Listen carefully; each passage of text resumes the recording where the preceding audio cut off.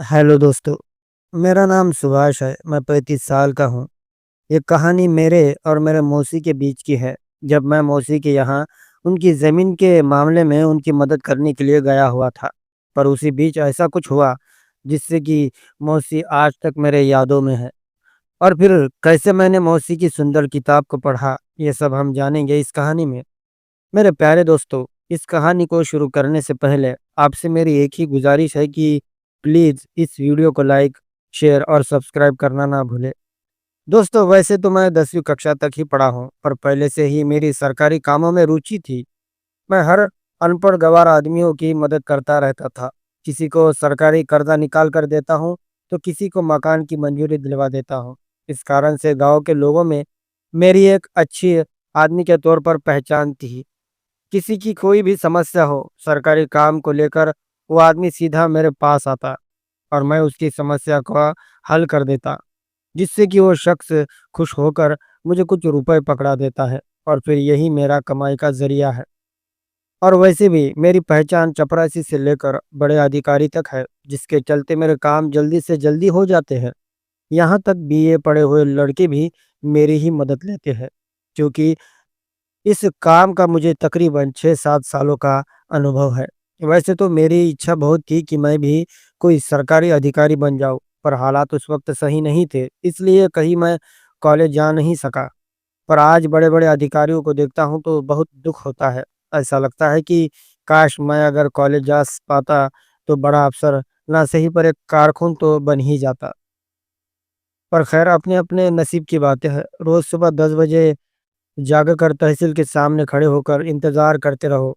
आज कौन मिलेगा जिसका काम करके कुछ आमदनी हो जाए। पर घंटों इंतजार करने के बाद सिर्फ 1 या 2 आदमी मिल पाते जिनका काम करके थोड़ी बहुत आमदनी हो जाती थी, जिससे कि किसी तरह से घर का गुज़ारा हो जाता। ऐसे एक दिन दोपहर के समय में घर पर गया, क्योंकि घंटों इंतजार के बाद कोई भी मेरे पास अपना सरकारी काम करवाने के लिए नहीं आया। इस कारण मैं बोर होकर घर की ओर निकल पड़ा। थोड़ी देर बाद घर पहुंचा। जब माँ ने मुझे देखा तो कहा, अरे सुभाष, आ गया तू।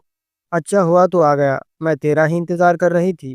तुझे एक बहुत जरूरी बात बतानी है मुझे। माँ के मुंह से इस तरह की बात सुनकर मैंने हैरान होते हुए पूछा, क्यों माँ, क्या हुआ? तब माँ ने कहा, अरे बेटा, तेरे छोटे मौसी का फ़ोन आया था। उसने तुझे उसके गाँव बुलाया है।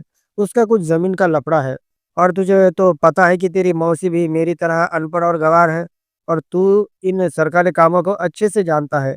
फिर तू ही उसकी मदद कर सकता है। तब मैंने कहा, पर माँ, मौसी के पास तो मेरा फ़ोन नंबर है। फिर मुझे क्यों फ़ोन नहीं किया मौसी ने? और तुम्हें ये बात कैसे मालूम हुई? तब माँ ने कहा, अरे बेटा, तू सही कह रहा है। पर जब मौसी ने तेरा फ़ोन लगाया तब तेरा फ़ोन नहीं लगा, इसलिए उसने हमारे पड़ोसी के यहाँ फ़ोन किया था। तब मैंने कहा, ठीक है माँ, मैं कल ही मौसी के यहाँ चला जाता हूँ और देखता हूँ कि क्या समस्या है मौसी को। और फिर दूसरे दिन ही मैं मौसी के गाँव चला गया। जब मैं मौसी के घर पर आया, तब मौसी ने मुझे ज़मीन के लिए कैसे विवाद हो रहे हैं, इसकी सारी जानकारी दे दी। और फिर मैंने मौसी से कहा, मौसी तुम चिंता मत करो, मैं यहाँ रहकर तुम्हारी समस्या दूर कर दूँगा। इतना कहकर मैं मौसी के लड़के को यानी सूरज को फ़ोन करने लगा। तब मौसी ने कहा, सुभाष, क्या तुम सूरज को फ़ोन लगा रहे हो? तब मैंने कहा, हाँ मौसी, सूरज कहाँ है? तब मौसी ने कहा, 1 महीना हो चुका है सूरज अपने दोस्तों के साथ काम करने के लिए बाहर गाँव गया हुआ है। सुभाष, सूरज को 1 महीना हो चुका है जाकर। तब मैंने हैरान होते हुए कहा, पर मौसी, सूरज तो पर मौसी, सूरज ने तो मुझे फ़ोन करके बताना ज़रूरी नहीं समझा। और क्या तुम 1 महीने से अकेले रह रही हो? मौसी ने कहा, हाँ सुभाष, अब मैं क्या करूँ? सूरज मेरी कोई बात मानता ही नहीं है। हर फैसला वो अपने मन से करने लगा है। तब मैंने कहा, मौसी, आने दो। अच्छा, सबक सिखाता हूँ उसे और डाँटूँगा भी। भला कैसे वो अपने माँ को छोड़कर जा सकता है? तब मौसी ने मेरा गुस्सा शांत करते हुए कहा, सुभाष, छोड़ो उसकी बातों को। पहले तुम हाथ-मुँह धो लो, मैं तुम्हारे लिए खाना लगवाती हूँ। और फिर थोड़ी देर बाद मौसी और मैं खाना खाने लगे। उसी बीच मेरी और मौसी की बहुत ही इधर-उधर की बातें हुई। फिर उसके बाद मैंने कहा, मौसी, मुझे नींद आ रही है, मेरा बिस्तर लगवा दो। मेरा ऐसा कहते ही मौसी ने कहा, सुभाष, अब तो तुम भी शादी कर लो, कब तक बिना शादी के रहोगे? क्या तुम्हारा मन नहीं शादी करने के लिए तैयार होता? आखिर कब तक मेरे बहन को ही खाना बनाने के लिए मजबूर करते रहोगे तुम? तब मैंने कहा, मौसी, मन तो बहुत करता है कि मेरी भी शादी हो, पर मुझे जैसे इंसान को कौन लड़की देगा? आजकल तो जो सरकारी नौकरी पर है, उसे ही लड़कियां मिलती है। तब मौसी ने कहा, सुभाष, एक बात मैं तुमसे कहना चाहती हूँ, पर कैसे कहूँ भी समझ में नहीं आता। कहाँ से शुरू करूँ और कैसे तुमसे कहूँ? तब मैंने कहा, अरे मौसी, क्या हुआ? क्या बात है? बेझिझक होकर कह दो। तब मौसी ने अपने धीरे-धीरे से किताब को खोलना शुरू किया। तब मैंने हैरान होते हुए कहा, "अरे रे रे मौसी, ये क्या कर रही हो तुम? क्या मुझसे तुम्हारी किताब को पढ़वाना चाहती हो?" तब मौसी ने कहा, "हाँ सुभाष, मेरी यही इच्छा है कि तुम ही मेरी किताब को पढ़ो। तुम में वो बात है, मेरे मन की अधूरी इच्छा को तुम पूरा कर सकते हो।" तब मैंने कहा, "मौसी, तुम ये क्या बोल रही हो? आखिर तुमने मुझे किस काम के लिए बुलवाया है और तुम क्या काम मुझसे करवा रही हो?" मेरा इतना कहने तक तो मौसी ने पूरी किताब को खोलकर मेरे सामने रख दिया। मौसी की किताब को इस तरह खुला देखकर मेरे मुंह से शब्द नहीं निकल रहे थे।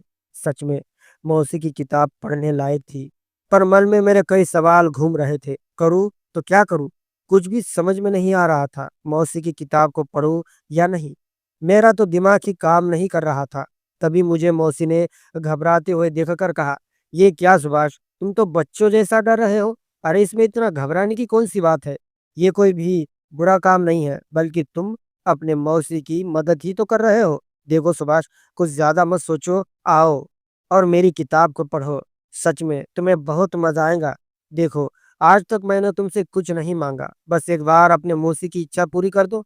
आओ सुभाष, अब ज़्यादा इंतज़ार नहीं होता। जल्दी से मेरी किताब को पढ़ो। देखो, मेरी किताब का एक-एक पन्ना तुम्हें पुकार रहा है। आओ सुभाष, आओ और खो जाओ मेरी किताब की गहराई में।" मौसी के इस तरह के शब्द ने आखिर मुझे मौसी की किताब को पढ़ने के लिए मजबूर कर ही दिया और फिर मैं भी मौसी की किताब को ज़ोर-ज़ोर से पढ़ने लगा। जितनी ज़ोर-ज़ोर से मैं किताब को पढ़ता था, उतना ही मौसी को मज़ा आने लगा था। मेरी किताब को पढ़ने की रफ्तार तेजी से बढ़ रही थी और मौसी मेरी रफ्तार को अपने शब्दों से बढ़ा रही थी। बीच में मौसी कह रही थी, "वाह सुभाष! आज तुमने वो कर दिखाया जिसका मुझे कितने दिनों से इंतज़ार था। काश ही कोई तुम्हारे जैसी किताब पढ़ पाता।"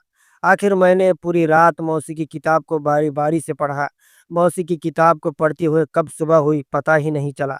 जब किताब को पढ़ने का काम बंद हुआ, तब मौसी ने कहा, "सुभाष, तुम अब सो जाओ। रात भर जो तुमने मेरी किताब को पढ़ा है, जिस कारण तुम बहुत थक गए हो, अब आराम से सो जाओ।"